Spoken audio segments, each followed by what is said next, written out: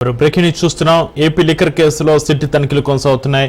A32 నిందితుడు కృష్ణమోహన్ రెడ్డి కుమారుడు Rohit director గా ఉన్న కంపెనీలో సిట్ సోదాలు చేస్తోంది. హైదరాబాద్ లో 5 ప్రాంతాల్లో తనిఖీలు చేసిన SIT Nautical, iBot, Scooby Labs, Crystal, AQ Square కంపెనీల్లో సిట్ తనిఖీలు చేసింది. త్వరలో మరికొందరికి సిట్ నోటీసులు ఇవ్వనుంది.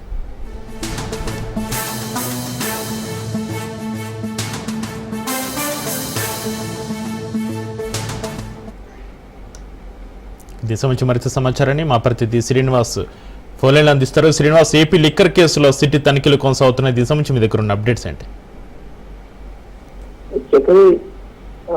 ఏపీ లిక్కర్ కుంభకోణం కేసుకు సంబంధించి సిట్ అధికారులు మొత్తం ఓవరాల్ ఏపీ తెలంగాణలో కూడా పూర్తి స్థాయిలో ఎవరెవరైతే ఉన్నారో, దీనిలో నిందితులు ఉన్నారో వాళ్ళందరినీ కూడా ఏ ఒక్కరిని విడిచిపెట్టడం లేకుండా తమ సోదాలతో పాటు అట్లాగే అరెస్ట్ కూడా కొనసాగిస్తూనే ఉన్నారు. ఈ నేపథ్యంలో ఈ కేసుకి సంబంధించి తాజాగా ఏపీ లిక్కర్ కేసులో సిట్ అధికారులు హైదరాబాద్ లోని అనేక చోట్ల ఏకకాలంలో తనిఖీలు చేయడం జరిగింది.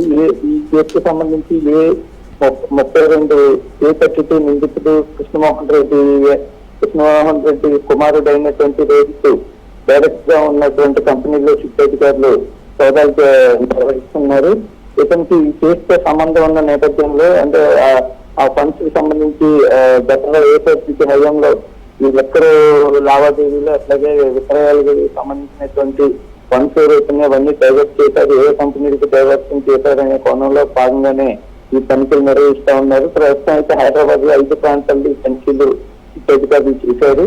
మొత్తం దీనికి నాటికల్, ఐబాట్,